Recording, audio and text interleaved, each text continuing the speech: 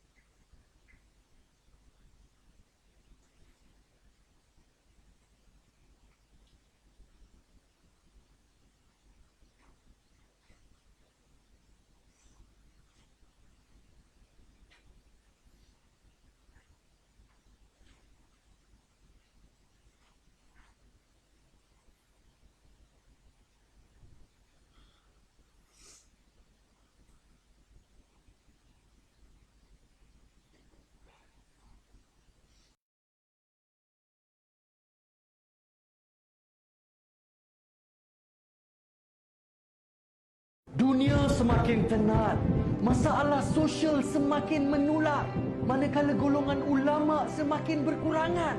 Tanpa golongan ulama, siapakah yang akan membimbing dunia menuju syurga Allah? Ketahuilah bahawa usaha melahirkan generasi ulama sedang dijalankan oleh Ruwaq Jawi, sebuah hak pendidikan percuma yang melahirkan generasi ulama dan berpusat di Kahirah, Mesir. Namun Ruwaq Jawi memerlukan bantuan anda.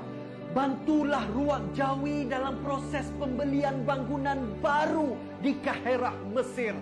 Bangunan ini akan merangkumi dewan-dewan kuliah, kelas-kelas pengajian, maktabah dan pejabat pentadbiran yang akan melicinkan lagi proses melahirkan ribuan ulama supaya dunia yang tenat dapat dipulihkan.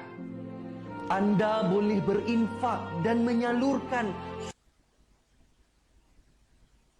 Bismillahirrahmanirrahim. Alhamdulillahirabbil alamin. Wassallallahu wasallam ala sayyidina Muhammad wa ala alihi wa sahbihi ajma'in. Nawaitu ta'alluma wa ta'lim wa tadhakkura wa tadhkir wa naf'a wal intifa' wal ifadah wal istifadah wal hath ala tamassuki bi kitabillahi wa sunnati rasulih sallallahu alaihi wa alihi wasallam. والدعاء إلى الهدى والدلالة على الخير ابتغاء وجه الله ومرضاته وقربه وثوابه سبحانه وتعالى. أما بعد, InsyaAllah kita sambung mudzakarah kita dan pengajian kita di dalam ilmu tauhid melalui kitab yang mulia syarahan Al-Imam Al-Syekh Muhammad Nawawi Al-Bantani Al-Jawi ke atas matan besar tauhid karangan Al-Imam Al-Bajuri rahimahullahu ta'ala wa nafa'ana Allah bihim wa bi'ulumihim wa ulumi masyayikhina fid dharain amin. Baik, kita dalam sifat yang terakhir bagi sifat ma'ani. Cumanya saya ulang sedikit lagi sebab ada yang bertanya berkenaan dengan perbahasan semalam, pembahagian sifat kepada dua bahagian.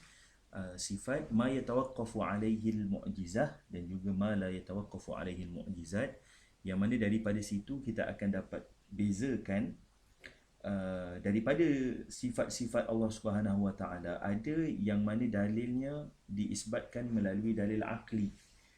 Maknanya dalil yang kuat adalah dalil akli.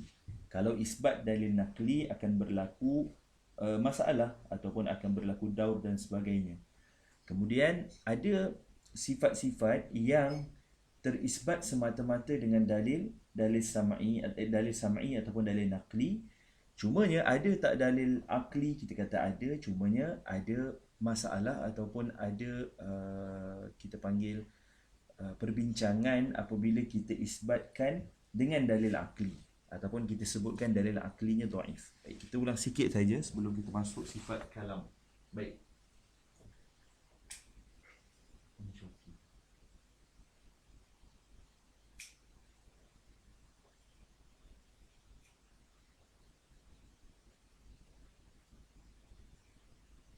Saya nak tulis kat bawah ni. Baik, sifat Allah Subhanahu Wa Taala, kita kata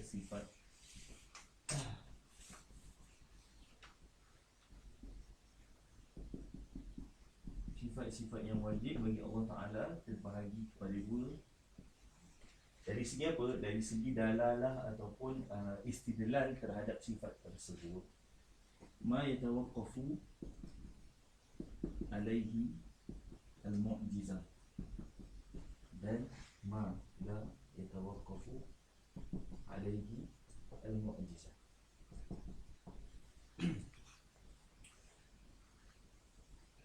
Baik.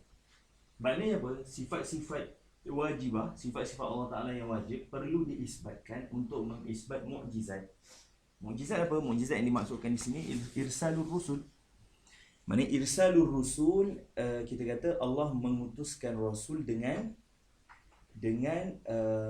tasdik kepada rasul itu dalam bentuk mukjizat. Allah Taala bagi mukjizat sebagai tanda bahawasanya ini adalah rasul yang diutus untuk membimbing manusia dan diberikan mukjizat. Baik, macam mana kita nak isbatkan bahawasanya kita panggil apa, mukjizat itu daripada Allah Subhanahu Wa Taala? Kita sebutkan yang mana ma yatawaqqafu alaihi mukjizat, sifat yang mana perlu diisbatkan untuk mengisbat mukjizat. Yang pertama, kita perlu isbatkan bahawasanya Allah itu wujud, sifatul wujud, dan sifat wujud adalah sifat nafsiyah. Mana perlulah isbatkan Allah itu wujud, sebab kalau Allah tak wujud tidak ada irsalur rusul. Yang kedua, mestilah Allah Subhanahu Wa Taala itu bersifat dengan sifat al-qidam. Dengan makna apa? Dengan makna Allah Taala itu tiada permulaan. Kenapa? Kalau ada permulaan ataupun kalau kita kata Allah Taala tidak qidam, menafikan mukjizat ke? Kita kata ya, menafikan mukjizat. Kerana al-qidam menafikan yang Allah Taala itu ada muhdis, ada yang menciptakan, Allah Subhanahu Wa Taala. Maka perlu isbatkan sifatul qidam. Yang ketiga, sifatul baqa. Kerana ma la awwalalah la akhiralah. Apa yang tak ada permulaan tidak ada perakhiran. Kemudian yang ketiga, yang keempat adalah sifat mukhalafatuhu lil hawadis.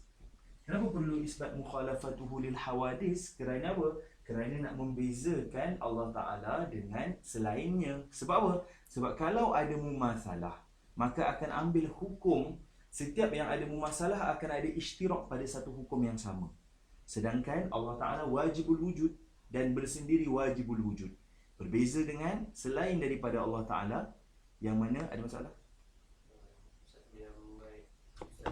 Okey, baik. Mukhalafatul lil hawadis, kalaulah adanya mumasalah, maka akan berkongsi. Mesti ada satu hukum yang sama. Contoh kita kata apa? Insan dengan faras sendiri, walaupun dari segi hakikatnya berbeza, tetapi berkongsi pada, mesti ada sifat yang berkongsi. Apa sifat yang berkongsi antara insan dengan hayawan? Antara insan dengan faras. Kita kata hayawaniyah. Kedua-duanya adalah hayawan. Maka ada juzuk yang mushtarak, ada perkongsian. Sebab itu kita nafikan mumasalah. Sebab kalau ada persamaan, mesti ada hukum yang sama. Baik. Yang kelima adalah qiyamuhu binafsihi. Maknanya nak ceritakan yang Allah itu terkaya, tidak berhajat kepada yang lainnya. Tidak berhajat kepada mukhassis dan tidak berhajat kepada mahal. Seperti yang kita bincangkan dalam perbahasan qiyamuhu binafsihi. Maka empat sifat ini adalah sifat apa? Salbiyah. Empat sifat ini adalah sifatul salbiyah. Kemudian yang keenam adalah sifatul qudrah. Al-qudrah. perlu untuk isbatkan Allah Ta'ala itu berkuasa, ada kuasa. Al-Qudrah, ada kudrah untuk apa? Untuk irsalir rusul dan seterusnya mengisbatkan mu'jizat. Kemudian yang ketujuh adalah sifat al-iradah. Perlu ada iradah. Perlu mentaksiskan sekalian yang hendak diadakan atau ditiadakan, ijad ataupun i'dam. Kemudian yang ke-8 adalah sifat al-ilm.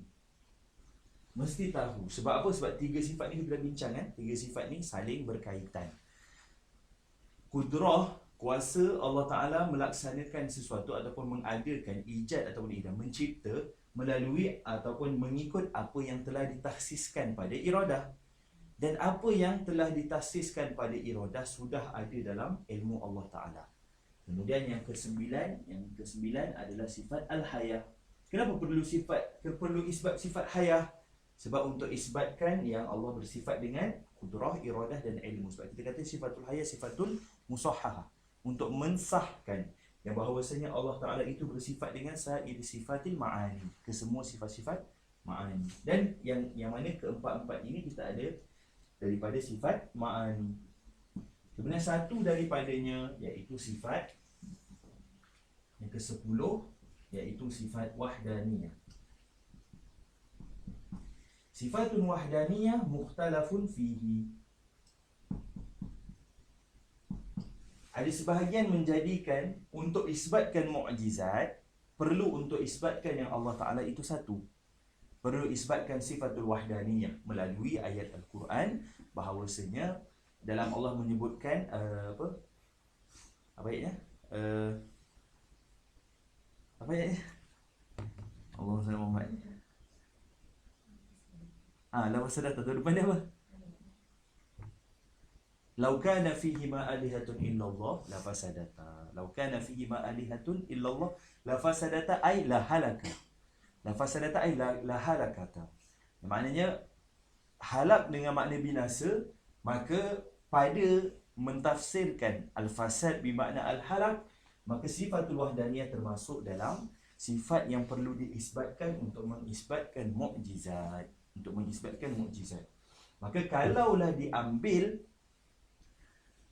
sifat wahdaniyah, maka sifat-sifat yang perlu diisbatkan untuk mengisbatkan mukjizat adalah satu daripada sifat nafsiyah, iaitu sifatul wujud, 5 daripada sifatun salbiyah, qidam baqa' mukhalafat kulil hawadis, qiyamuhu binafsihi dan wahdaniyah, dan 4 daripada sifatul ma'ani, kudrah, iradah, ilmu, hayah.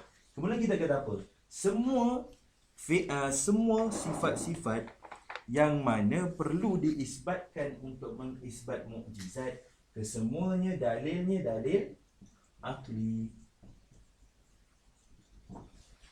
Boleh tak ada dalil nakli? Kita kata memang ada dalam Al-Quran menyebutkan. Tetapi kenapa tidak didatangkan yang pertama dalil nakli? Dalil nakli ataupun dalil sam'i, kerana akan berlaku daur. Setelah kita nak isbatkan mukjizat, dan kalau kita kata Allah sebut dalam Al-Quran, kalamullah pun adalah salah satu daripada mukjizat untuk Nabi. Al-Quran itu satu mukjizat untuk Nabi. Jadi macam akan berlaku daur untuk isbat mukjizat dengan kalamullah. Dapat? Jadi akan berlaku daur. Dan kita panggil tidak menyelesaikan permasalahan berkenaan dengan isbatul mukjizat. Maka perlu untuk isbat sifat ini, ke 10 sifat ini, dan isbatnya dengan dalil akli, bukannya dalil nakli. Kemudian ma la yatawaqqafu alaihi al-mu'jizat. Ada 3 sifat. Yang pertama sifat as-sam'u, yang kedua al-basaru, dan yang ketiga al-kalam. 3 sifat ini tidak perlu diisbatkan secara akli, tidak perlu diisbatkan untuk mengisbat mukjizat. Kerana ataupun kita kata tidak perlu untuk diisbatkan untuk mengisbatkan yang Allah Ta'ala itu mencipta, mengadakan dan mentiadakan. Sebab apa? Sebab kalaulah kita kata Allah mengadakan Zaid contohnya, perlu ataupun tidak secara akli Allah bersifat dengan sama. Adakah sifat sama memberi kesan kepada penciptaan ataupun memberi kesan kepada wujudnya Zaid? Kita kata tidak. Kerana apa? Kerana kesemuanya kembali kepada kudrah. Kemudian kudrah mengikut kepada iradah. Iradah mengikut apa yang ada di dalam ilmu. Kemudian semua sifat ini diisbatkan kepada Allah Ta'ala kerana adanya sifat al-hayah. Maka sebut penciptaan, al-ijad wal-i'dam perlu untuk isbatkan 4 sifat daripada sifat ma'ani itu. Adapun sifat sama tidak memberi kesan, kalau kita kata tidak ada sama, tidak memberi kesan kepada mencipta ataupun tidak mencipta.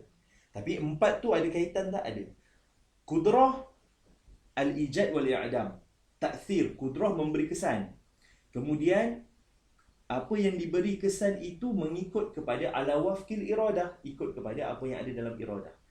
Kemudian al-iradah mentakhsiskan apa yang Allah Ta'ala takhsiskan daripada mumkinat, ikut kepada apa yang telah Allah tahu dalam ilmunya. Sebab ilmu Allah Ta'ala bertakluk kepada sekalian ahkam hukum akal. Yang 3. Kemudian Allah Ta'ala itu bersifat dengan ketiga-tiga sifat ini kerana Allah Ta'ala ada hayah. Dapat? Jadi turutan tu. Kerana itu, tapi samak, basar, kalam perlu? Tak perlu. Jadi samak, basar dan kalam, ketiga-tiga sifat ini tidak perlu diisbatkan untuk mengisbatkan mukjizat. Tapi kenapa ada? Kerana ada dalil-dalil nakli yang disebutkan ataupun dalil sama'i. Ini kesemuanya adalah dalil sama'i ataupun dalil nakli. Dan ada ataupun tidak dalil akli, kita kata ada dalil akli. Dalilu akli dha'ifun. Kenapa dha'if? Qiyas al-ghaib ala syahid. Dan qiyasul ghaib ala syahid dhaif illa fi ba'd al-mawadi'. Sebahagian sahaja, sebahagian keadaan, dan ada beberapa dhawabit yang perlu diisbatkan untuk mengisbatkan yang qiyasul ghaib ala syahid adalah dalil yang kuat. Tapi secara kita panggil secara generalnya, secara umumnya, dalil akli bagi mengisbatkan sifat samak, kalam dan basar, samak, basar dan kalam, dalil-dalil aklinya dhaif. Kerana apa? Kerana mengkiaskan perkara yang ghaib, yang tidak dapat diidrak dengan mata kasar, dengan apa yang dapat diidrak dengan mata kasar. Sedangkan kita, ataupun kita kata apa? Kita kiaskan perkara yang wajib dengan perkara yang mungkin ataupun jaiz. Sedangkan kedua-duanya hakikatnya berbeza, bukan hakikat yang satu. Dapat? Ini ringkas saja sebab semalam kita terang tapi ada yang bertanya, jadi saya ulang sikit. Baik. Hari ini masuk kepada sifatul kalam. Baik, kita tengok apa yang disebutkan di dalam kitab. Kalau ikut Tobak Hashimiyah ini muka surat 29. Baik, kita baca dulu kalam Al-Imam Al-Bajuri, apa yang disebutkan, kemudian kita masuk dalam syarahan Al-Imam Syekh Nawawi Al-Bantani Al-Jawi. Baik. Apa yang disebutkan oleh Al-Imam Bajuri, wa yajibu fi haqqihi ta'ala al-kalamu. Wajib bagi Allah Ta'ala itu bersifat dengan sifatul kalam. Apa itu sifatul kalam? Wa huwa sifatun qadimatun qa'imatun bidzatihi ta'ala.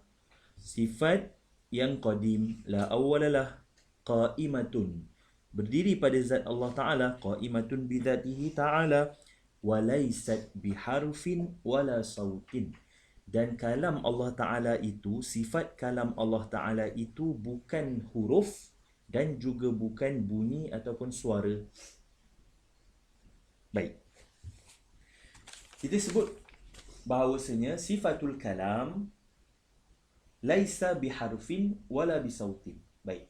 Sekarang ni dalam mengisbatkan sifatul kalam kita ada beberapa peringkat. Yang pertama, kita sebutkan sesiapa sahaja yang berkata-kata, sesiapa sahaja yang ada kalam. Yang ini bukan, yang ini belum kait dengan apa yang kita sebutkan bagi sifat, bukan nisbah kepada sifat Allah Taala. Kalau kita kata siapa sahaja yang berkata-kata, yang ada kalam, maka sebelum dia berkata-kata ada makna yang telah sedia ada dalam diri dia. Ada makna yang telah sedia ada dalam diri dia. Kita kata contohnya yang kita panggil sebagai apa? Sebagai monolog dalaman. Kalau dalam bahasa Melayu kita kata apa? Cakap sendiri tu dalam hati. Cakap dalam hati tu. Jadi sebelum kita nak cakap pada orang, selalunya mesti dah ada dah makna ataupun perkara yang kita katakan dalam hati. Faham? Jadi ada dua bentuk kalam. Ni bagi hak manusia. Ada dua bentuk kalam. Satu kalam lafzi yang kita lafazkan, yang orang boleh dengar, yang orang boleh sampai maklumat daripada kita. Satu lagi kalam nafsi. Jadi ada dua bentuk kalam. Satu kalam lafzi, yang mana kalam lafzi ini mentadbirkan apa yang ada dalam diri. Tetapi makna yang sebenar adalah makna yang ada dalam diri. Jadi sesiapa sahaja yang berkata-kata, contoh sesiapa sahaja yang nak menyuruh atau nak melarang atau nak menceritakan sesuatu, maka sebelum berlaku perkara itu mesti dah ada makna dalam diri. Jadi ahli sunnah wal jamaah mengisbatkan dua perkara dalam kalam. Satu dipanggil sebagai kalam lafzi, ma yutalaffazu bihi, ataupun ma yutalaffazu bihi wa yu'abbar amma fi nafsi. Apa yang dilafazkan dengan makna boleh didengar oleh orang lain, dan dalam masa yang sama ia mentadbirkan apa yang ada dalam diri. Jadi sebenarnya kita sebelum kita cakap dah ada dah makna dalam diri. Cumanya kerana surah ataupun kerana terlalu biasa sampai kita tak perasan. Tapi ada tak makna tu? Ada. Makna tu sedia ada. Jadi ada dua bentuk kalam. Satu kalam lafzi, satu lagi kalam nafsi. Daripada mana kita dapat makna kalam? Ada dua, kalam lafzi dan juga kalam nafsi. Kita kata isbat kalam nafsi disebutkan dalam lughah. Lafaz kalam dalam lughah Arabiah digunakan untuk menunjukkan makna hadisun nafsi ataupun kalam nafsi. Disebut oleh Al-Akhtal, kalam Al-Akhtal. Al-Akhtal ni duduk pada unsurul ihtijaj. Dalam lughah Arabiah kita ada zaman penghujahan. Maknanya apa? Zaman inilah yang mana diambil kalamnya sebagai hujah di dalam bahasa Arab. Dipanggil sebagai unsur al-ihtijaj. Jadi Al-Akhtal duduk pada zaman itu. Apa kata Akhtal? Dan Akhtal ni penyair lah. Dia sebut apa? Innal kalama la fil fuadi wa innama ju'ila lisanu 'ala al fuadi dalila. Innal kalama, sesungguhnya kalam itu, la fil fuadi, apa yang ada dalam fuad, dalam hati. Wa innama, dan sesungguhnya, ju'ila lisanu 'ala al fuadi, dijadikan lisan itu, lafaz itu ke atas hati, dalila, sebagai dalil. Maknanya apa? Makna kalam yang sebenar adalah kalamun nafsi, adapun kalam lafzi adalah takbir kepada apa yang ada dalam diri. Dapat? Jadi Al-Akhtal sebutkan perkara tersebut, bahawasanya lafaz kalam, makna kalam secara lughah juga diguna pakai untuk makna kalamun nafsi ataupun hadisun nafsi. Kalau dibincang oleh sebahagian daripada kita panggil orang yang tidak memahami perbahasan lughah, kita kata ini perbahasan lughah, dan lughah itu berlega daripada jahlul jahiliyah. Maknanya usul ihtijaj itu berlaku daripada jahlul jahiliyah sampailah kepada tahun 150 Hijriah. Itu adalah zaman ihtijaj lughah Arabiah. Jadi Akhtal duduk dalam zaman itu. Dan Akhtal adalah seorang penyair, dan dia Nasara, dia bukan Muslim. Tapi kenapa kita guna pakai dalam permasalahan ini? Kita kata sekarang kita nak ihtijaj dalam lughah ke dalam akidah? Lughah. Jadi ada masalah tak? Kita tak ada. Dan dalam tabaqat syu'ara, kita ada 4 tabaqat syu'ara. Yang pertama dipanggil sebagai tabaqat jahiliyun. Itu zaman jahiliyah. Siapa antaranya? Sahib mu'allaqat sab'ah. Umrul Qais. Kemudian apa nama? An-Nabirah. Siapa lagi? Ayah yang mu'allaqat sab'ah tu. Ayah kepada Zuhair bin Abi Sulma. Abi Sulma. Itu antara zaman jahiliyah.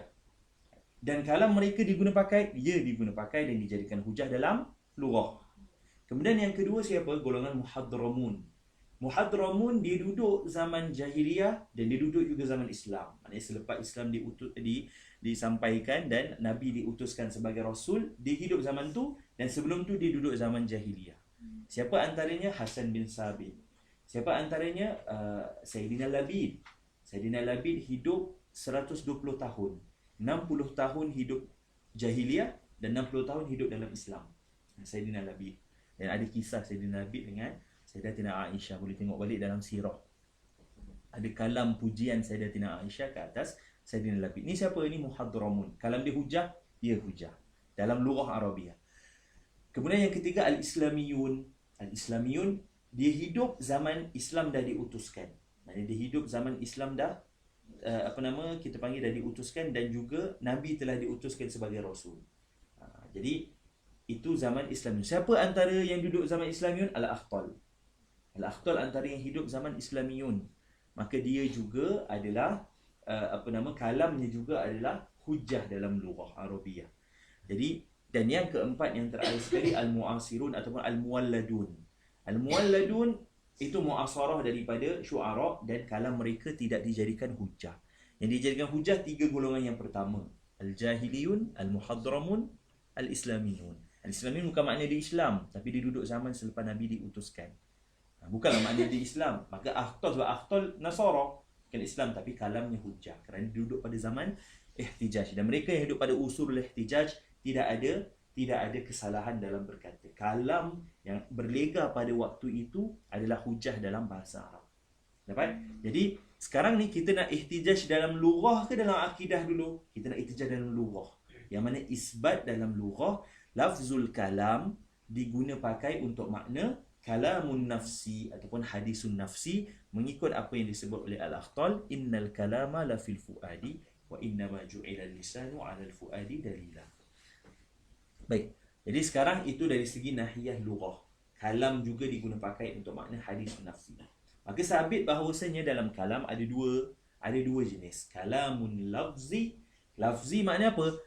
Ada huruf, ada tartib, ada taqaddum, ada ta'akhur.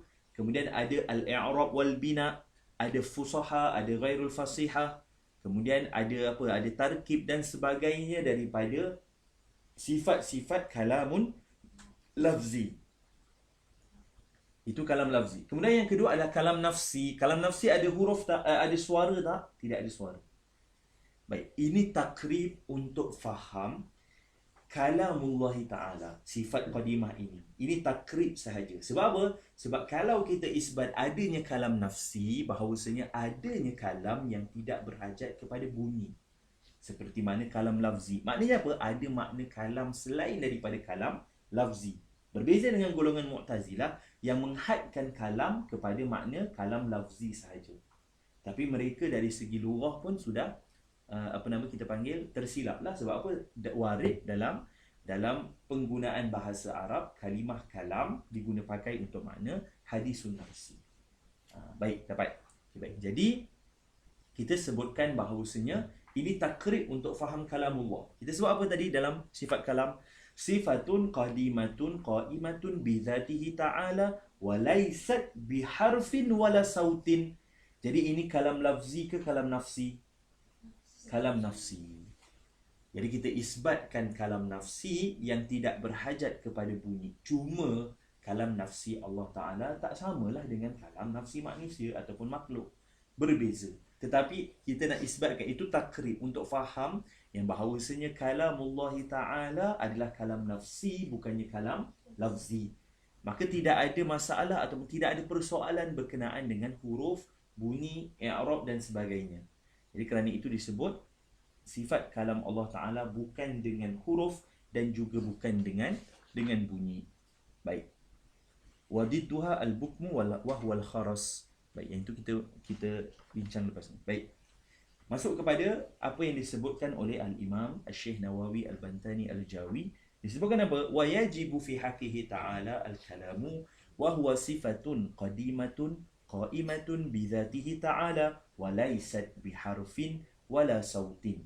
Wa hiya, baik, itu kalam masuk pada kalam Al-Imam Syekh Nawawi Bantani Al-Jawi. Wa hiya munazzahatun 'anit taqaddumi wat ta'akhuri. Suci, yang mana suci daripada taqaddum dan ta'akhur. Ada yang didahulukan, ada yang dikemudiankan. Baik, cuba kita tengok. Kalau kita sebut Bismillahirrahmanirrahim. Baik. Bismi.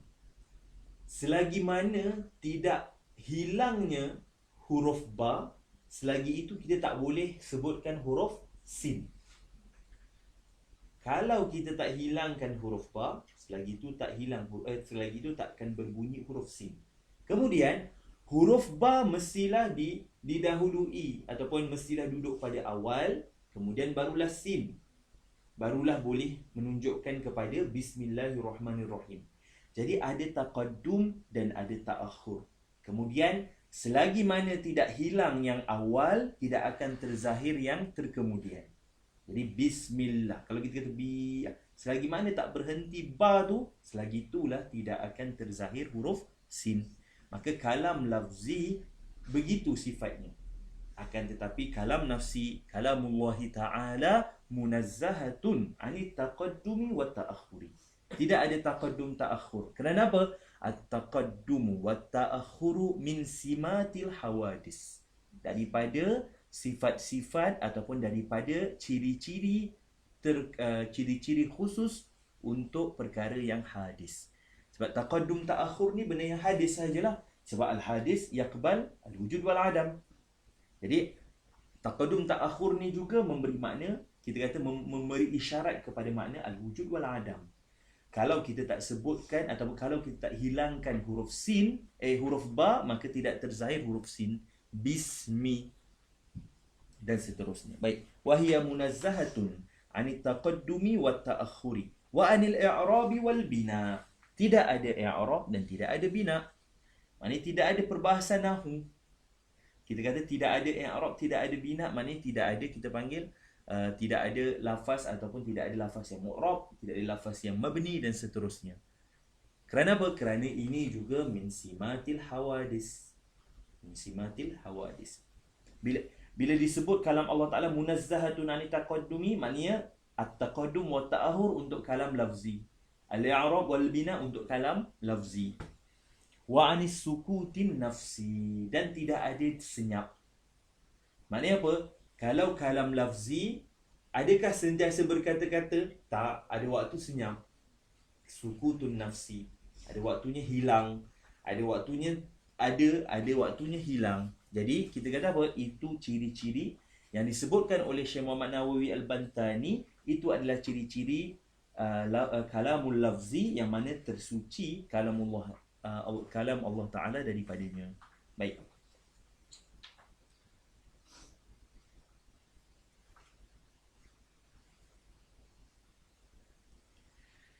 Baik, wahya munazzahatun 'anil taqaddumi wat ta'akhuri wa 'anil i'rabi wal bina'i wa 'anis sukutin nafsi bi alla yasirra fi nafsihi ta'ala al-kalamu ma'al qudrati 'alaihi. Itu tafsiran kepada as-sukutun nafsi, iaitu apa? Yang mana tidaklah disembunyikan ataupun tidaklah tersembunyi sesuatu kalam pada diri Allah Subhanahu wa Ta'ala dalam keadaan Allah Ta'ala mampu untuk berkata-kata. Jadi tidak ada sukutun nafsi. Maknanya apa? Allah Ta'ala sentiasa ada ataupun sentiasa, kita kata Allah Ta'ala mutakallimun daiman. Maknanya tidak ada langsung sukutun nafsi. Tidak ada sukut dalam keadaan mampu untuk berkata-kata. Itu yang dimaksudkan dengan as-sukutu an-nafsi. Bi alla yasirra fi nafsihi ta'ala al-kalamu ma'al qudrati alaihi. Tidak tersembunyi, tidak menyembunyi pada dirinya, itu pada zat Allah Ta'ala, akan sesuatu kalam dalam keadaan mampu untuk berkata-kata. Baik, itu antara yang disebut ataupun yang tersuci kalamullah daripadanya. Baik. Kemudian disebutkan apa? Wa munazzahatun anil afatil batiniyah. Dan tersuci ataupun sucinya kalamullah Ta'ala ini daripada penyakit-penyakit batinah. Penyakit-penyakit dalaman. Penyakit-penyakit dalaman, contohnya apa? Akan disebutkan nanti. Bi alla yaqdira ala zalika. Yang mana tak mampu untuk berkata-kata. Ala zalika alal kalam. Tak mampu untuk berkata-kata. Jadi Allah Ta'ala, kalamullah Ta'ala tersuci daripada sakit ini, penyakit batiniyah ataupun kita kata kekurangan dalam kalam. Iaitu apa? Dia tidak mampu untuk berkata-kata dengan baik. Kama fi halil kharasi, seperti orang yang kelu bisu. Dia tak mampu berkata-kata. Tapi min sya'nihi ayyatakallam. Diri dia boleh berkata-kata sepatutnya, sebab dia manusia contohnya. Tetapi dia ada kekurangan, ada afah al-batiniyah, iaitu sakit yang menyebabkan dia tidak mampu untuk berkata-kata. Baik, sebab itu disebut bi alla yaqdiru ala dhalika ay alal kalam. Kama fi halil kharasi wat tufuliyah. Dan waktu budak. Budak boleh bercakap tak? Boleh, tapi gagap ataupun pelat. Jadi gagap dan pelat ini kedua-duanya adalah kita panggil apa? Kekurangan bagi al-kalam. Maknanya bagi seseorang yang berkata-kata. Jadi gagap contohnya budak-budak kan, budak kecil, tufuliyah tu kita kata kan budak kecil gagap ataupun pelat kan, sebutan pun tak betul. Itu ada, kita kata apa? Kalamnya belum kalam yang sempurna. Ada sakit, tapi tidaklah sakit dengan makna sakit zahiri, tak, sakit batiniyah. Maknanya masih lagi dalam tempoh untuk melatih berkata-kata. Tapi kalamullah ta'ala tidak sedia ada sempurna. Sebab kita sebut sebelum ni, sifatullah ta'ala tammatun kamilatun, sempurna. Tidak ada kekurangan. La yajri alaihi naqsu. Tidak ada kekurangan langsung pada kalamullah ta'ala. Baik. Wa munazzahatun 'anil afatil batiniyati bi alla yaqdiru 'ala dhalika kama fi halil kharasi wat tufuliyah. Wa 'an jami'i ay wa munazzahatu 'an jami'i sifati kalamil hawadis. Dan tersuci ataupun sucinya kalamullah ta'ala ini daripada semua jami', maknanya semua. Jami' bermakna kullu. Maknanya kat sini jami', semua. Kulli fardin min afrad. Ini lafaz, ini adalah kita kata lafaz ataupun kita kata sur kulli. Maknanya menunjukkan makna qadiyah kulliyah mujabah. Bila dia sebut apa? Wa munazzahatun an jami'i sifati kalamil hawadis. Maknanya apa? An kulli sifati kalami al hawadis. Tersucinya ataupun sucinya kalamullah ta'ala ini daripada semua sifat-sifat kalam yang hadis. Apa yang dimaksud dengan kalamul hawadis? Kalamun lafzi. Yang dimasukkan dekat situ adalah kalam lafzi. Baik.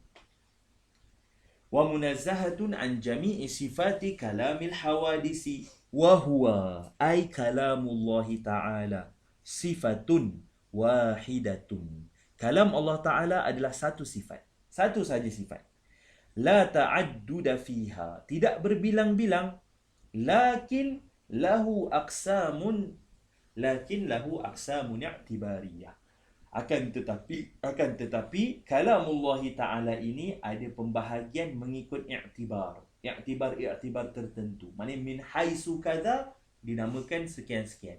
Min haisu kadha dinamakan sekian-sekian.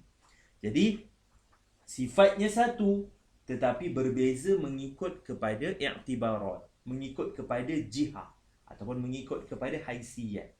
Ikut dari sudut apa dipandang kalamullah itu. Kalau dipandang dari sudut ia adalah menunjukkan kepada wajibnya solat, maka kalam itu dipanggil al-amru.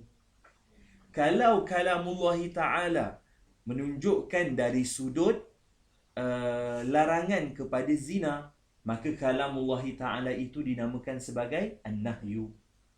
Kalau menunjukkan kepada bahawasanya Sayyidina Yusuf alaihissalam, kisah Sayyidina Yusuf contohnya. Kita kata kalamullah ta'ala menunjukkan kepada kisah Nabi Yusuf alaihissalam. Maka kalamullah ta'ala itu dipanggil sebagai khabar. Kalau kalam Allah Ta'ala menunjukkan kepada janji-janji Allah Ta'ala kepada orang yang beriman akan syurga dan sebagainya, maka dipanggil kalam Allah Ta'ala pada ketika itu sebagai al-wa'du. Kalau kalam Allah Ta'ala itu dilihat, dipandang dari sudut ianya adalah ancaman ataupun amaran kepada orang yang tidak beriman ataupun orang yang kufur kepada Allah Ta'ala akan balasan-balasan neraka dan sebagainya, maka kalam Allah Ta'ala pada ketika itu dipanggil sebagai al-wa'id. Al-wa'du, al-wa'id. Al-wa'du janji baik, al-wa'id janji buruk ataupun ancaman, janji yang sebaliknya lah. Maknanya al-wa'du janji baik, al-wa'id janji yang buruk. Baik.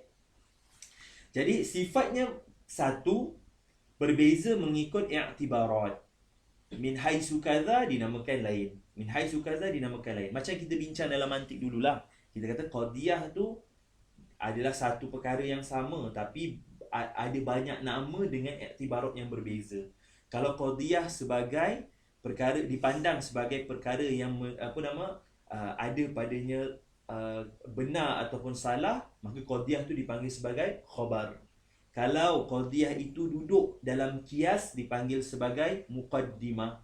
Kalau menjadi perkara yang melazimi kias dipanggil sebagai natijah. Jadi bendanya satu tetapi berbeza namanya mengikut i'tibarat. Sama dengan kalamullah Ta'ala dari sudut itu, dari sudut i'tibarat, maknanya kalam Allah Ta'ala sifatun wahidatun. Sifat yang satu.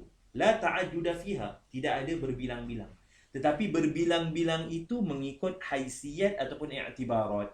Bukannya, dan i'tibarat ni amrun i'tibari. Amrun i'tibari bukan perkara yang amrun kita panggil wujudi. Maka tak berlaku ta'addud. Sebab dia bukan wujudi, dia i'tibari.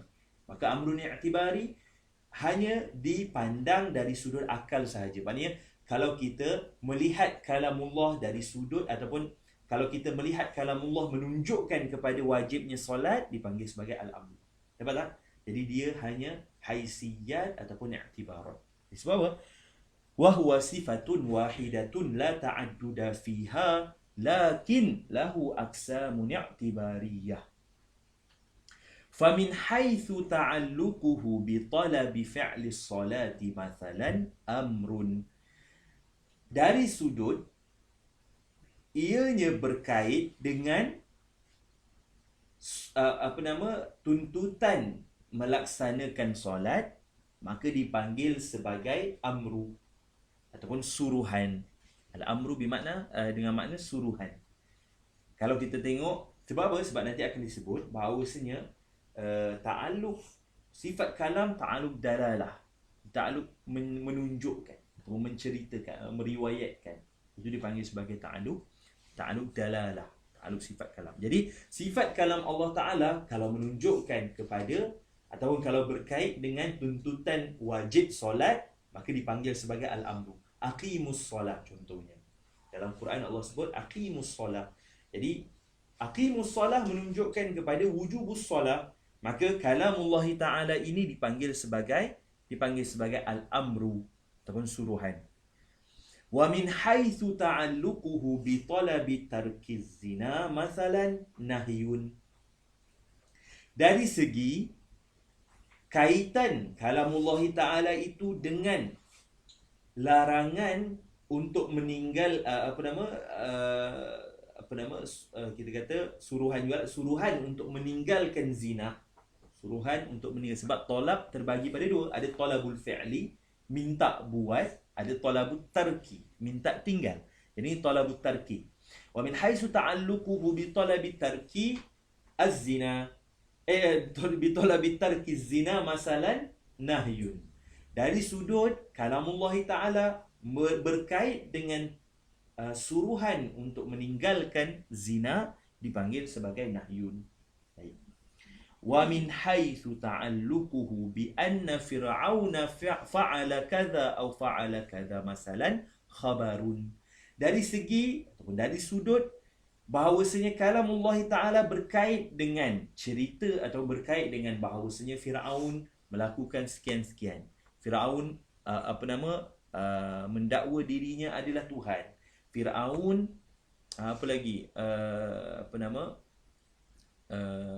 kita panggil apa? Apa lagi? Cerita tentang Firaun. Contoh tenggelam. Cerita tentang Firaun tenggelam dekat laut mati. Maka dalam kalaulah kalamullah Ta'ala menunjukkan perkara ini, maka dipanggil sebagai khabar, cerita, hikayah, cerita. Kemudian wa min haitsu ta'alluquhu bi anna at-ta'i'a lahul jannah wa'dun. Kalaulah kalamullah Ta'ala ini berkait dengan kita panggil apa? Berkait dengan yang bahawasanya orang yang taat itu baginya ganjaran syurga, maka dipanggil kalamullah Ta'ala itu sebagai al-wa'du, janji baik, janji yang baik. Wa min haitsu ta'alluquhu bi anna al-'asiya yadkhulun nara wa'idun. Kalaulah dipandang kalamullah Ta'ala itu berkait dengan Bahawasanya orang yang melakukan maksiat itu akan masuk ke dalam neraka dipanggil sebagai wa'id, iaitu janji buruk ataupun janji seksa, janji untuk seksa, ataupun janji yang buruk. Ila ghairi dhalika, sampai apa-apa sahaja sudut pandang yang ada di dalam kalamullah ta'ala, tetapi baliknya ataupun kembalinya kepada satu sifat yang sama, iaitu sifatul kalam. Dan sifat kalamullah ta'ala itu satu, la ta'adduda fiha, tidak ada ta'addud, tidak berbilang-bilang sifat kalamullah ta'ala. Baik, sampai sini faham? Jadi sifatnya satu, berbeza, ada banyak dari sudut nama sahaja. Ikut kepada apa? Min haisu muta'allaqat. Sebab itu kita kata kalau yata'allaq bikaza, namanya lain. Yata'allaq bikaza, maknanya lain, dan seterusnya. Baik. Kemudian kita sebutkan sebelum ini bahawasanya sifat kalamullah ta'ala, kalau kita bahagi, ingat sifat kalam termasuk daripada sifat yang ada ta'alluq. Ya ta'allaq bermakna apa? Apa maksud ta'alluq? Yang lagi ta'alluq maksud apa? Talabus sifati amran zaidan an qiyamiha bi zatillahi ta'ala. Itu makna ta'alluq. Kena ingat. Makna ta'alluq talabus sifati amran zaidan ala qiyamiha bi zati. Maknanya ada perkara lain selain daripada sifat itu berdiri pada zat Allah, pada zat Allah Ta'ala. Ada perkara yang lain, ada perkara sebaliknya, ataupun ada perkara yang baru. Berbeza dengan kita kata apa? Al-hayah. Al-hayah semata-mata mentashihkan yang Allah Ta'ala itu bersifat dengan sifat-sifat ma'ani. Dapat? Okey, baik. Kita sebutkan apa dalam pembahagian sifat mengikut kepada ta'alluqnya, dan sifat yang ada ta'alluq sama ada berta'alluq kepada perkara mungkinat, sekalian mungkinat, ataupun berta'alluq kepada perkara maujudat, sekalian maujudat, sama ada wajibat ataupun mungkinat, dan ada yang berta'alluq kepada tiga aksam hukum akal, iaitu wajib, mustahil dan juga mungkin. Dan salah satunya adalah sifatul kalam. Sifat kalam berta'alluq kepada semua aksam hukum akal yang tiga, minal wajibat wal mustahilat wal mumkinat. Dapat? Jadi ta'alluq sifat kalam Allah Ta'ala sama seperti ta'alluq sifat ilmu. Sebab ilmu dan kalam kedua-duanya berta'alluq kepada semua aksam hukum akal. Bezanya apa? Bezanya ta'alluq sifat ilmu, ta'alluq inkishaf. Ta'alluq al-inkishafu wal ihatah, iaitu sifat ilmu Allah Ta'ala itu meliputi ataupun menyingkap semua perkara, sama ada zahir ataupun batin, semua tersingkap pada Allah Ta'ala, pada ilmu Allah Ta'ala. Dan dalam masa yang sama meliputi semua perkara. Al-ihatah, meliputi semua perkara. Sebab itu kita kata berta'alluq kepada aksam hukum akal yang tiga. Maka tidak ada satu pun daripada perkara-perkara yang yang kita nisbahkan kepada salah satu daripada aksam hukum akal tidak ada pada ilmu Allah Ta'ala. Maksudnya semua ada, ihatah, bersifat menyeluruh. Kemudian itu sifatul ilmi, ta'alluq bagi sifat ilmu. Akan tetapi sifat kalam Allah Ta'ala ta'alluqnya ta'alluq dalalah, menunjukkan. Sebab itu kita sebut tadi, menunjukkan kepada apa? Contoh kita kata kalau kalam Allah Ta'ala menunjukkan kepada wajib solat, bukan. Kalau kalamullah Ta'ala menunjukkan kepada kita panggil Allah Ta'ala bersifat dengan sifat-sifat kesempurnaan dan sebagainya, maka dipanggil sebagai apa? Kalam itu menunjukkan ataupun kalam itu berkait dengan perkara wajibat. Kalau menceritakan tentang kejadian alam ini, maka kalam Allah Ta'ala itu menunjukkan kepada perkara mungkinat, jaizat. Dapat? Kalau menceritakan yang Allah Ta'ala itu tidak ada sekutu baginya ataupun mustahil padanya sekutu, maka ataupun contoh macam laisa kamitslihi syai', maka menunjukkan kepada perkara mustahil, iaitu syarikul bari ataupun syarikullah Ta'ala. Tidak ada syarik, tidak ada sekutu bagi Allah Subhanahu Wa Ta'ala. Dapat tak? Jadi kita sebut apa? Kita kata kalam Sifat kalam Allah Ta'ala, ta'aluknya ta'aluk dalalah, menunjukkan ataupun menceritakan ataupun meriwayatkan sesuatu perkara. Dapat? Jadi itu ta'aluk sifatul kalam. Berbeza dengan ta'aluk sifatul ilmi. Ta'aluk sifatul ilmi, ta'aluk inkishaf wal ihatah. Ta'aluk sifat kalam, ta'aluk dalalah. Min haisu annahu yadullu ala al-wajibat. Min haisu annahu yadullu ala mustahilat. Jadi ada kalam, daripada kalam Allah Ta'ala menunjukkan perkara yang wajib, menunjukkan kepada perkara yang mustahil, menunjukkan kepada perkara yang mungkin. Maka kalau disebut habis ketika azali Allah berkata-kata, ya Allah berkata-kata. Pada siapa? Pada dirinya. Jadi Allah mazala mutakalliman daiman abadan. Sampai bila-bila, dari fil azal sampailah maknanya tidak langsung adanya terputus kalam Allah Ta'ala. Dapat? Disebut apa oleh Syekh Muhammad Nawawi? Wa yata'allaqu bi jami'il wajibati wal jaizati wal mustahilat. Ta'aluk sifat kalam Allah Ta'ala ini berta'aluk kepada seluruh daripada perkara yang wajibat, perkara yang jaizat dan perkara yang mustahilat. Aqsam hukum akal yang 3. Maksudnya tidak ada satu pun yang terkecuali daripada kalamullah Ta'ala. Maksudnya semua perkara Allah sifat kalam Allah Ta'ala sudah menunjukkan kepada itu. Sama ada kepada yang wajibat, mustahilat ataupun jaizat ataupun mumkinat. Kita sebut sebagai mumkinat. Wa yata'allaqu bi jami'il wajibati wal jaizati wal mustahilat. Kal ilmi. Seperti sifat ilmu.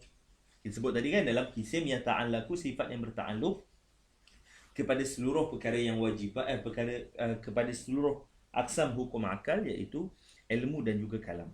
Baik. Kal ilmi lakinna ta'alluqal ilmi ta'alluqun kishafin. Adapun ta'alluq ilmu adalah ta'alluq inkishaf wal ihatah.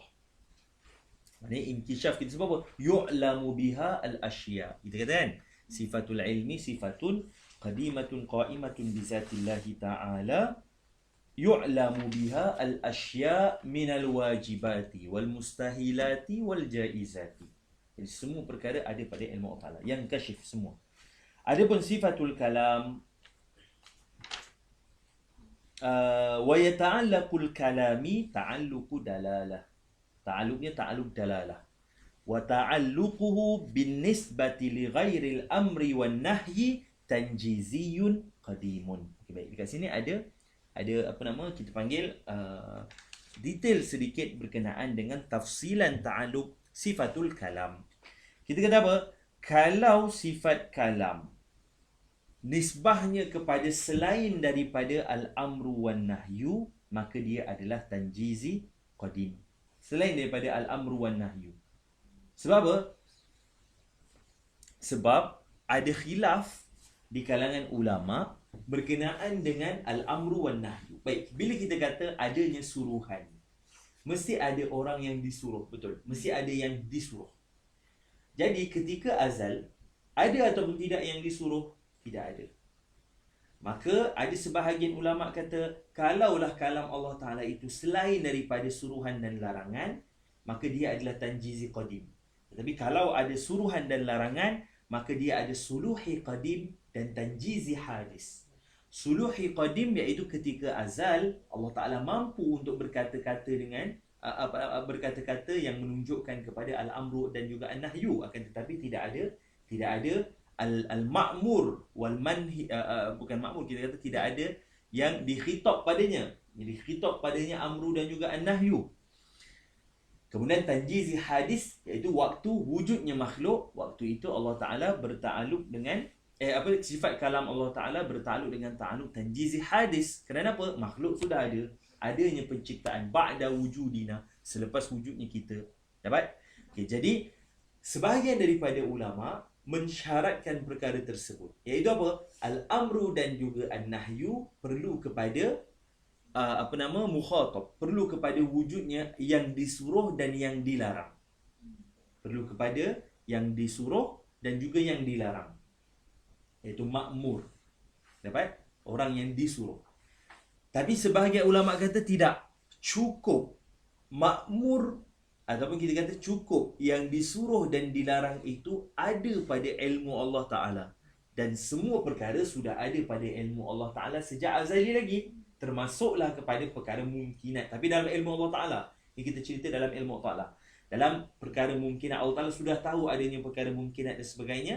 Maka kalau mereka memandang dari sudut itu, maka ta'aluk sifat kalam hanya ta'aluk tanjizi qadim.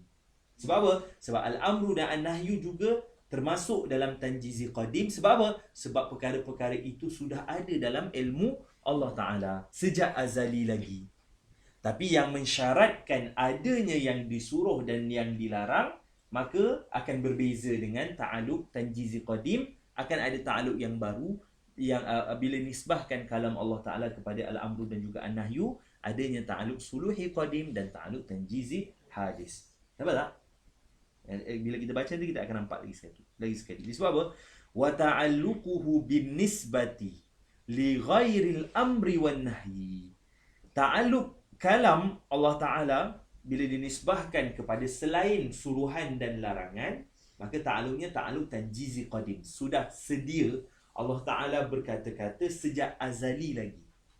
Allah Ta'ala berkata-kata dekat siapa? Kita kata hatta kepada ataupun kepada zatnya. Allah Ta'ala wujud sejak azali lagi.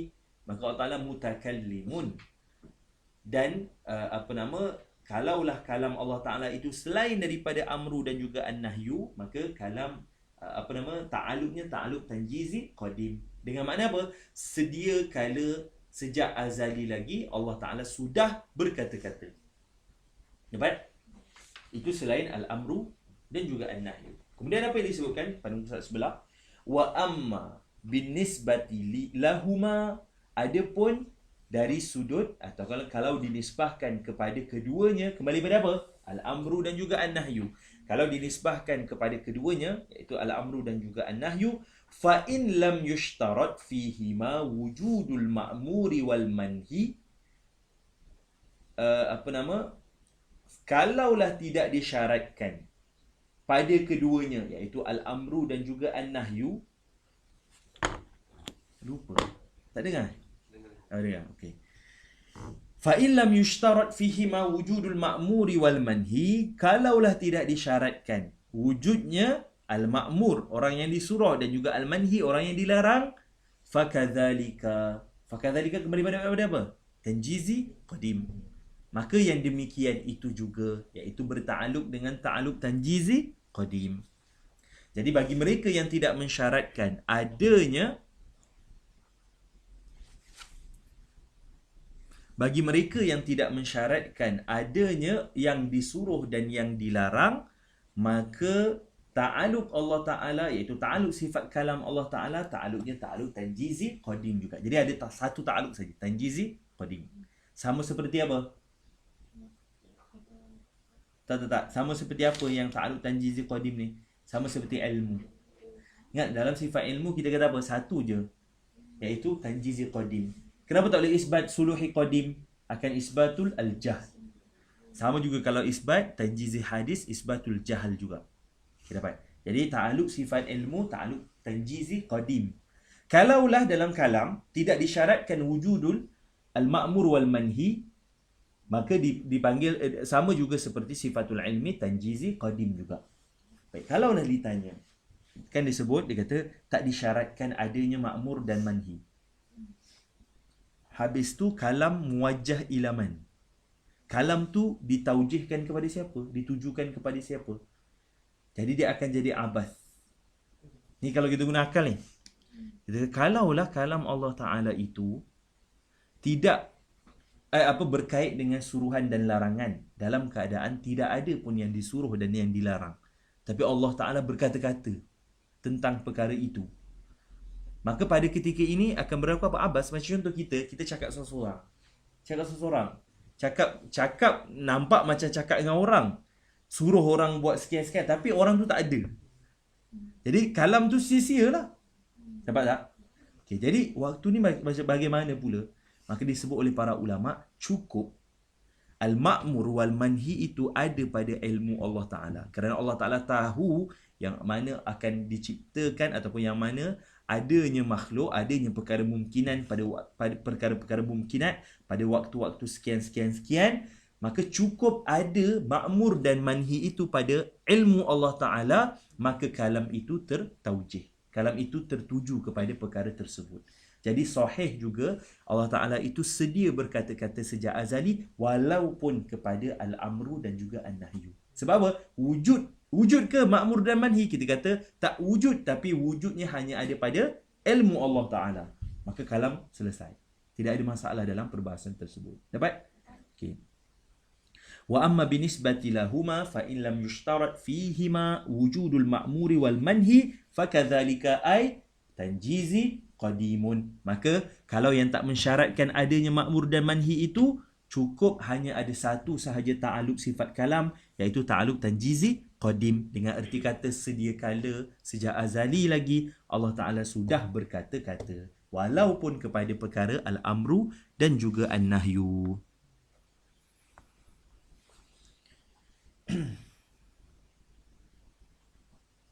فَإِنْ لَمْ يُشْتَرَطْ فِيهِمَا وُجُودُ الْمَأْمُورِ وَالْمَنْهِ فَكَذَلِكَ وَإِنِ اشْتَرَطَا. Kitab ni dia ada, bukanlah ada masalah, tapi ada masalah dari sudut kita panggil apa? Titik koma dia ada masalah. Faham tak? Sebab sepatutnya lepas fakazalika tu sama ada dia buat koma atau dia buat titik lah. Sebab dia dah habis dah. Sebab kalau contoh kita baca kan, wa amma binifati lahumma fa illam yushtarat fihi ma wujud ma wal manhi fakadzalika wa in ishtarata. Faham tak? Jadi buat titik ke ataupun supaya ada fasil. Dia bacaan dia wa amma binisbati lahumma fa in lam yushtarat fihi ma wujudul ma'muri wal manhi fakadzalika titik. Wa in ishtarata. Sebab kita nak bezakan dua, lam yushtarat dengan ishtarata. Wa in ishtarata fihima dzalika, iaitu wa in ishtarata fihima wujudul ma'muri wal manhi. Yang kata wa in ishtarata fihima ay wa in ishtarata fil amri wan nahyi wujudul ma'muri wal manhi kana at-ta'alluqu fihima suluhiyan qadiman qabla wujudil ma'muri wal manhi wa tanjiziyan hadithan ba'da wujudihima. Dia kata apa? Kalau yang mensyaratkan apa? Mensyaratkan pada al-amru dan juga an-nahyu, perlu kepada wujudnya ma'mur dan manhi. Kalau disyaratkan begitu, mesti wujud. Maka ta'aluk sifat kalam ada dua. Ada dua bahagian. Satu, binisbati li ghairil amri wan nahyi. Kemudian binisbati lil amri wan nahyi. Binisbati li ghairil amri wan nahyi, ta'aluknya ta'aluk tanjizi qadim. Binisbati ilal amri wan nahyi, ta'aluknya ada dua. Suluhi qadim, tanjizi hadis. Suluhi qadim dengan makna apa? Dengan makna Allah Ta'ala mampu, boleh untuk berkata-kata sejak azali lagi. Tetapi waktu itu tidak ada ma'mur dan manhi. Tidak ada lagi perkara mungkinan. Tapi Allah Ta'ala mampu berkata-kata? Mampu berkata. Ada solahiyah untuk takallum, solahiyah fil kalam, akan tetapi tidak berkata-kata. Kerana apa? Tidak ada mungkinan. Sama macam kita kata apa? Sifat kudrah. Ketika azali Allah Ta'ala boleh menjadikan, tetapi waktu itu tidak ada mungkinan. Hanya ada, kita kata azali ni Allah dan zat sifatnya sahaja. Nampak? Dan selepas daripada kewujudan, selepas daripada wujudnya ma'mur dan manhi, ta'aluk sifat kalam, ta'aluk tanjizi hadis. Baik. Wa in ishtarata fihima ay wa in ishtarata fil amri wan nahyi dzalika maksudnya apa? Wujudul ma'muri wal manhi kana ta'alluqu fihima suluhiyan qadiman qabla wujudil ma'muri wal manhi wa tanjiziyan hadithan ba'da wujudihima. Selepas daripada wujudnya al-ma'mur dan juga al-manhi, barulah ataupun Allah Ta'ala tamfiz ataupun Allah Ta'ala laksanakan kalam. Allah Ta'ala berkata-kata kepada ma'mur dan juga manhi itu dengan al-amru dan juga an-nahyu. Contohnya solat, wajib solat, jangan ataupun larangan terhadap arak, larangan terhadap zina dan sebagainya. Jadi selepas daripada kewujudan makhluk ataupun wujudnya mumkinat, barulah waktu itu sifat kalam ditaujihkan kepada ma'mur dan juga al-madhi. Dapat? Fahuwa ta'ala mutakallimun. Allah Ta'ala itu berkata-kata. Amirun. Allah Ta'ala itu yang menyuruh, yang memerintahkan. Nahin, yang melarang. Wawa'id, yang memberi janji baik. Wa mutawa'id, yang memberi janji buruk. Yang memberi janji buruk. Jadi Allah Ta'ala itu mutakallim, amir, nahin, wa'id, mutawa'id, bikalamin azaliyin qadimin, bikalamin azaliyin qadimin qaimin bidhatihi ta'ala la yushbihuhu kalamul khalqi. Allah Ta'ala itu sedia berkata-kata dan dialah yang menyuruh, yang melarang, yang memberi janji baik, yang memberi janji seksa dengan kalam yang azali dan juga qadim, berdiri pada zat Allah Ta'ala, tidak langsung ianya menyerupai ataupun serupa dengan kalamul khalqi, kalam-kalam makhluk. Al-khalqu bermakna makhluk. Jadi kalamul khalqi ay kalamul makhluk. Jadi kalam Allah Ta'ala berbeza dengan kalam makhluk. Tadi pun kita dah sebut beza antara kalam nafsi dan juga kalam lafzi.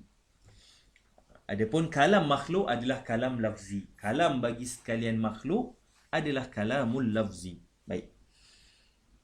Fahuwa ta'ala mutakallimun amirun nahin wa wa'idun mutawa'idun bikalamin azaliyin qadimin qaimin bidhatihi la yushbihuhu kalamul khalqi. Falaisa bisautin. Ianya bukan suara. Kalamullah Ta'ala bukanlah suara ataupun bunyi. Yahduthu min silali hawain. Terjadi daripada keluarnya hawa apa? Keluarnya angin. Sebab kalau siapa belajar ilmu saut, kita kata apa? Bunyi ini terhasil daripada keluarnya angin. Kalau angin tak ada, tak keluar, maka tak ada bunyi. Tak ada bunyi. Contohnya macam orang yang bisu. Dia ada masalah pada perkara tersebut. Angin tu tak keluar. Jadi menyebabkan tidak ada bunyi ataupun tidak ada suara. Falaisa bisautin yahdusu min silali hawain. Au istikaki ajsamin. Istikak ni maknanya ni. Sebab bila kita berkata dia ada apa kita panggil getaran ataupun kita adalah apa nama kita punya ni. Sebab kan kalau kita berkata-kata ada gegaran. Nampak? Ada gegaran. Sebab itu perasan tak kalau ada orang yang dia tak boleh bercakap tau, tapi dia akan letak satu benda tu bergegar. Dia akan pasang kat sini, barulah suara dia keluar. Dia peti suara dia dah rosak. Jadi perasan tak? Dia akan bunyi, dia akan cakap macam bunyi robot-robot sikit. Dia kalau dia tak ada benda tu, tak keluar bunyi. Sebab apa? Sebab tak ada yang berlanggar, tak ada getaran tu. Getaran tu tak berlaku. Jadi dia kena bunyi, dia kena ada pegang satu alat, satu jihaz khas, letak kat situ, dia bergegar jihaz tu. Jadi bila letak, barulah keluar suara. Ada kalau tengok cerita dulu ada lah. Ataupun ada je, kalau sekarang ni ada je orang yang pakai. Saya perasan sebelum ni ada seorang masyahir daripada Kurdistan. Dia pakai benda tu. Dah tak ada suara dah. Dah tua dah. Jadi tak ada suara, tak keluar. Bila dia cakap macam tu, keluar angin je. Tapi bunyi tak ada. Jadi dia perlu getaran. Jadi itu maksud istikaki ajsamin. Ada getaran, ada maksudnya ada perkara yang berlanggar dekat dalam ni supaya keluarkan bunyi. Falaisa bisautin yahdusu min silali hawa aw istikaki ajsam wala biharfin, dan bukan dengan huruf yang qati'u bin tibaki syafatin, yang mana bukanlah dengan huruf, maknanya kalam Allah Ta'ala bukan huruf yang terputus-putus, bin tibaki syafah. Kan kalau kalam, bila kita maksudnya tutup katup bibir ni hilang lah. Apa nak? Itu maksud dia. Laisa biharfin yang qati' bin tibaki syafah. Bin tibaki syafatin maknanya bibir lah. Maknanya kita tutup bibir kita, huruf tu terpotong-potong. Kalau kita tak tutup, kita kata Dia akan satu huruf je. Tapi macam mana nak potong-potong huruf tu? Kena berhenti kan. Berhenti satu-satu. Wala biharfin yanqati'u bintibaqi syafatin aw taharruki lisan. Dan bukan juga dengan pergerakan lisan. Orang kalau tak ada lidah boleh bercakap tak? Tak boleh. Hatta orang yang lidah pendek pun cakap dia tak jelas. Tapi kalau orang yang tak ada lidah langsung, dia tak boleh bercakap. Sebab lidah juga antara, kita panggil apa? Antara alat untuk mengeluarkan suara ataupun untuk membezakan di antara huruf. Kalau belajar dalam makhraj kan ada huruf lisan. Kalau tak ada lisan, tak keluarlah huruf tu. Jadi taharrukul lisan adalah sebab kepada bunyi ataupun sebab kepada suara. Kalau tak berlaku taharrukul lisan, tidak akan berlaku suara ataupun bunyi.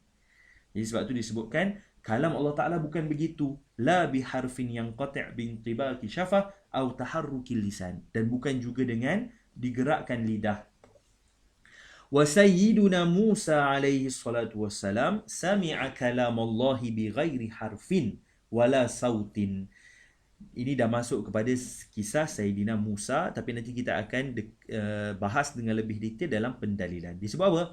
Dan Sayyidina Musa alaihi salam mendengar kalam Allah Ta'ala itu bukan dengan suara dan bukan juga dengan bunyi. Bagaimana? Tak tahu.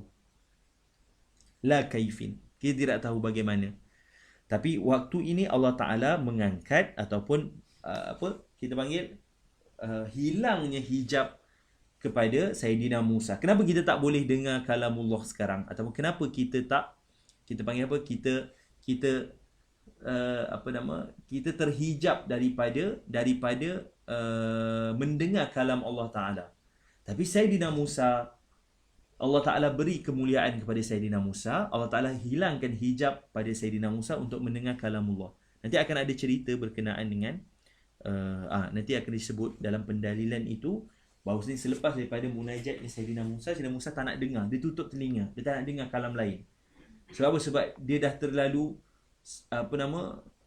kita panggil dah mendengar satu benda yang paling sedap didengar. Bukan macam itulah. Dan dia tak nak dengar. Dia rasa macam kalam manusia tu bunyi macam bunyi-bunyi binatang je.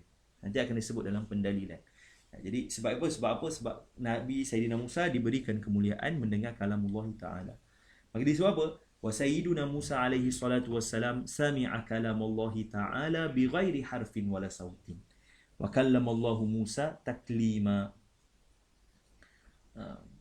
Kallamallahu Musa taklima. Baik. Wa sayyidina Musa alaihi salatu wassalam sami'a kalamallahi bighairi harfin wala sautin kama yaral abraru zatallahi ta'ala fil akhirah min ghairi jauharin wala aradin. Sama seperti orang-orang abrar, maknanya orang-orang yang Allah Ta'ala berikan kemuliaan, masuk ke dalam syurga, orang-orang yang masuk ke dalam syurga nanti di hari akhirat, melihat zat Allah Ta'ala dekat akhirat nanti, tanpa jauhar dan juga arad. Bagaimana? Tak tahu lagi. Bagaimana kita tak tahu lagi.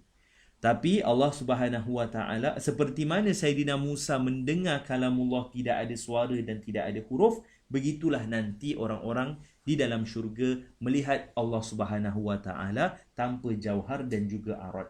Jauhar dan arad tu syarat kat mana? Syarat kat dunia. Sama juga macam huruf dan juga bunyi tu syarat dekat mana? Syarat di dunia. Syarat di dunia untuk mendengar adalah mestilah orang yang berkata-kata itu berkata-kata dengan kalam dan juga huruf, bunyi. Hatta dekat dunia pun kalam nafsi boleh didengar ke? Tak boleh didengar. Jadi syarat untuk mendengar, maksud syarat untuk mendengar kalam di dunia adalah mestilah huruf dan juga bunyi. Kalau tak ada huruf dan bunyi, tak faham, tak dengar apa. Nampak? Tapi dekat akhirat sama ke? Tak sama. Jadi seperti mana Sayyidina Musa mendengar kalam Allah Ta'ala tanpa bunyi dan juga tanpa huruf, begitulah nanti di hari akhirat orang-orang yang Allah muliakan masuk ke dalam syurga melihat zat Allah Ta'ala nanti di hari akhirat tanpa jauhar dan juga tanpa arad. Nampak?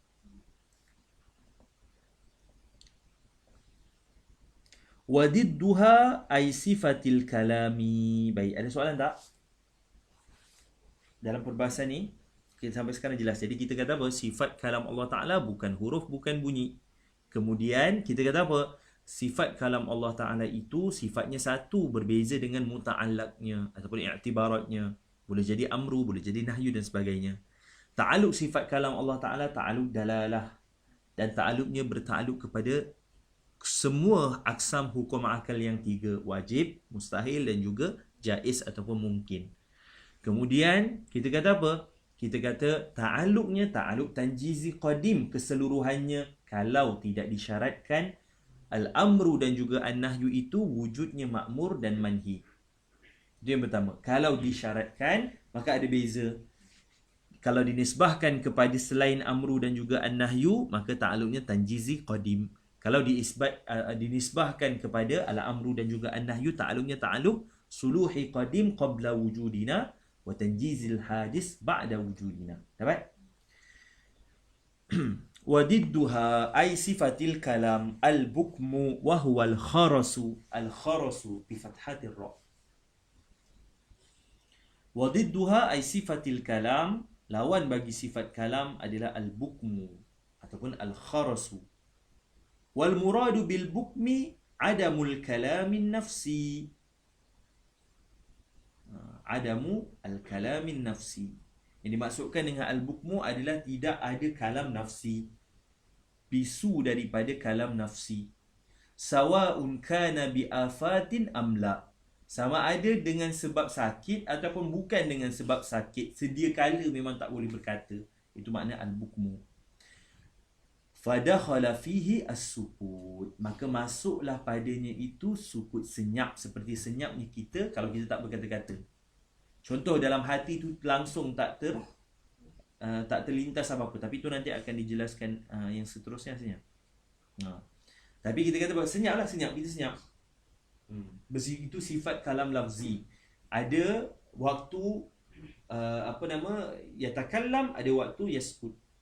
Ada waktu bercakap, ada waktu senyap, ada waktu bercakap, ada waktu senyap. Jadi sebab tu disebut sawa'un kana bi'afatin, sama ada sakit, iaitu apa? Contohnya dia jadi bisu, hilang. Kotak apa dipanggil apa? Peti suara dia pecah ke, peti suara dia rosak ke sampai dia tak boleh bercakap. Itu sebab sakit. Au amla, ataupun bukan. Maknanya bukan sebab sakit tapi tak bercakap. Adamul kalamin nafsi. Maka itu dipanggil sebagai sukut. Maka sebab itu dia kata fadakhala fihi as-sukut. Maka masuk sekali padanya as-sukut. Wal muradu bil kharasi afatun tamna'u minal kalamin nafsi. Yang dimasukkan dengan kharas adalah sakit. Ini kata bisu. Tadi kita kata apa? Al-bukmu. Jadi al-bukmu dengan al-kharasu alaqahnya apa? Umum wa khusus mutlak. Sebab semua kharas adalah al-bukmu, tapi tak semua bukmu kharas. Sebab ada kharas dengan sebab sakit. Wal murad bil kharasi afatun tamna'u minal kalamin nafsi. Sakit, bisu yang menyebabkan yang menghalang daripada kalamun nafsi. Wa mithaluhu fi syahidi ayyamna Allahu 'anil insani at-tafakkura. Allah Taala ini contoh untuk yang syahid. Sebab tu kita kata kita panggil apa? Contoh yang diberikan apa yang kita nampak. Disebab apa? Contohnya Allah halang seseorang manusia itu daripada berfikir. Jadi waktu tu tak ada langsung apa-apa, dia kosong, dia tak ada apa-apa. Fala yajri ala qalbihi kalamun nafsi. Maka tak langsung terlintas dalam hati dia tentang kalamun nafsi. Dapat? Baik. Jadi waktu itu kita kata apa? Kita panggil Allah Subhanahu Wa Taala. Kalam Allah Ta'ala itu tidak ada padanya kita panggil apa? Sukut, dan tidak ada juga padanya sakit yang menghalang daripada kalam. Tidak ada keduanya. Jadi sama seperti yang kita sebutkan sebelum ini dalam sifat samak dan juga basar semalam. Kita kata apa? Alaqah di antara samak, basar dan juga lawannya adalah taqabul diddan. Sama juga pada sifatul kalam. Alaqah di antara al-kalam dan juga al-bukmu adalah alaqah al-diddan juga. Alaqah ad-diddan. Jadi sebab apa? Sebab al-bukmu adalah amrun wujudi juga. Al-bukmu al-kharasu amrun wujudi. Maka alaqah bainahuma alaqah ad-diddan. Sebab itu tidak terbina dengan dalil akli. Kerana dalil aklinya dhaif. Dalil aklinya dalil yang lemah. Sebab qiyasul syahid, qiyasul ghaib ala syahid. Wa qiyasus ghaib ala syahid dhaifun. Baik. Wal muradu bil kharasi afatun tamna'u minal kalamin nafsi wa mithaluhu fi syahidi ayyamna Allahu anil insani at-tafakkura fala yajri ala qalbihi kalamun nafsiyun. Maka tidak ada apa kita panggil pada hati ataupun pada diri seseorang manusia itu akan kalam nafsi. Maksudnya dia kosong tak ada apa-apa. Maka itu dipanggil sebagai al-kharas. Selepas daripada ini masuk kepada perbahasan berkenaan, ni persoalan baru selepas ini. Baik, ada soalan tak? Cuma saya tengah fikir nak terus ke ataupun nak berhenti. Sebab panjang juga perbahasan berkenaan dengan Al-Quran, berkenaan dengan Quran kalamullah. Adakah Quran makhluk ataupun laisa bi makhluk? Sebab apa Sayyidatina Aisyah sebab apa? Ma baina daffatil mushaf ma baina daffatil mushaf kalamullah. Bukan itulah hadis Sayyidatina Aisyah. Cuma itu perbahasan berkenaan dengan Al-Quran. Itu kita akan bawa selepas ini lah kot, sebab perbahasan tu panjang dan perlu kepada beberapa muqaddimah, dan nanti kita akan terangkan al-firaq, kita panggil pandangan dan pendapat firaq Islamiyah, kumpulan-kumpulan Islamiyah dalam perbahasan sifat kalam terbahagi kepada 4. Nanti kita akan bincangkan. Yang pertama di sisi golongan ahli sunnah wal jamaah, ahli sunnah al-asy'ariyah wal maturidiyah. Kemudian yang kedua golongan mu'tazilah, yang ketiga golongan al-mujassimah, dan yang keempat golongan al-mutahambilah. Kita tak kata mutahambalah, kita tak kata hanabilah. Sebab apa? Sebab dia mutaakhiru hanabilah. Jadi dia mutahambal. Dia menisbahkan dirinya kepada Hanabilah. Hatta al-Imam Bajuri sendiri pun tidak panggil sebagai mutaakhiru Hanabilah ataupun Hanabilah, tak. Imam Bajuri kata apa? Al-Mansub, tak silaplah dia sebut al-Mansub. Qala jama'atun nasabu anfusahum ila al-Hanabilah. Nasabu anfusahum ila Hanabilah. Jadi mutahambil. Jadi itu 4 golongan. Sifat kalam ni antara sifat yang paling detail dibincangkan dalam ilmu kalam atau ilmu akidah. Kerana itu sebagian ulama kata dipanggil sebagai ilmu kalam kerana panjangnya perbahasan dan khilaf dalam sifatul kalam. Panjangnya perbahasan dalam sifatul kalam. Maka kerana itu dipanggil sebagai ilmu kalam. Dan memang dalam perbahasan sifat kalam ada perbincangan, dan kita akan masuk pada perbahasan seterusnya berkenaan dengan kalam Al-Quran kalamullah. Adakah qadim ataupun hadis? Adakah qadim ataupun makhluk? Quran makhluk ke Quran tak makhluk? Boleh tak nisbahkan Quran adalah makhluk ataupun Quran hadis? Maka itu perbincangan kita akan bincang minggu depan.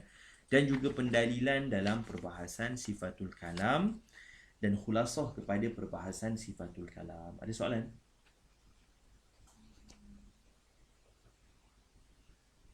Ada soalan? Faham ke? Yang ini penting, yang ni ingat sampai bila-bila. Ini penting. Kita kata ma yatawaqqafu alaihi al-mu'jizat ataupun ma yata'atta bihal ijad wal al-ijad. Ma yata'atta bihal ijad. Yani ma la yata'atta bihal ijad. Wallahu ta'ala a'lam. Hadis kudusian. Hadis kudusian maknanya digabungkan. Kalau kita nabian, kenapa dia tak dibaca? Sebab kita panggil hadis tu sebab nisbah pada Nabi, menisbahkan kepada Nabi, sebab kita panggil hadis.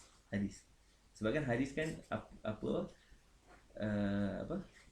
takrifnya? Kan semua yang dinisbahkan min qaulin wa fi'lin tu. Yang tu. Sebab tu dinisbahkan pada Nabi. Sebab maknanya daripada Allah Ta'ala. Tapi lafaznya ditakbirkan oleh Nabi SAW. Sebab tu tetap dipanggil sebagai hadis. Dan hadis ataupun kalam Nabi SAW daripada hadis-hadis, maknanya kalau kita baca hadis tu, semua hadis Nabi, apa yang Nabi sebutkan adalah tafsirul Quran. Jadi tafsir pertama Al-Quran adalah hadis-hadis Nabi. Cumanya sebab tu kita kata setiap satu daripada hadis Nabi di belakangnya ada Al-Quran. Di belakang maksudnya ada isyarat kepada apa yang disebutkan dalam Al-Quran sebenarnya. Jadi semua hadis, semua hadis yang Nabi sebutkan, semua itu adalah tafsiran kepada Al-Quran. Cuma kita perasan ataupun tak perasan. Sebab ada sebahagian daripada pengkaji ilmu hadis dan juga tafsir, mereka himpunkan ini hadis ini menunjukkan kepada apa, ayat Quran mana, hadis ni menunjukkan kepada ayat Quran apa. Jadi itu awal tafsir Quran adalah hadis Nabi sallallahu alaihi wasallam. Wallahu ta'ala ala wa alam, wa sallallahu ala sayyidina Muhammad wa ala alihi wa sahbihi wa baraka wa sallam. Assalamualaikum warahmatullahi wabarakatuh.